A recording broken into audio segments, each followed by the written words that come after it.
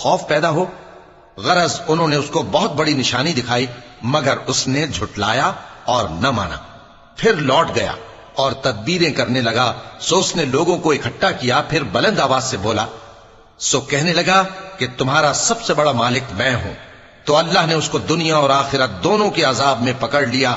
جو شخص اللہ سے ڈر رکھتا ہے اس کے لیے اس قصے میں عبرت ہے۔ بھلا تمہارا بنانا مشکل ہے یا آسمان کا؟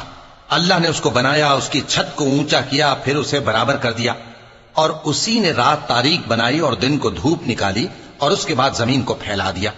اسی نے زمین میں سے اس کا پانی نکالا اور چارہ اگایا اور اس پر پہاڑوں کا بوجھ رکھ دیا۔ یہ سب کچھ تمہارے اور تمہارے مویشیوں کے فائدے کے لیے کیا۔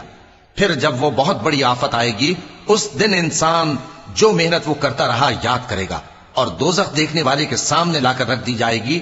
اب جس نے سرکشی کی اور دنیا کی زندگی کو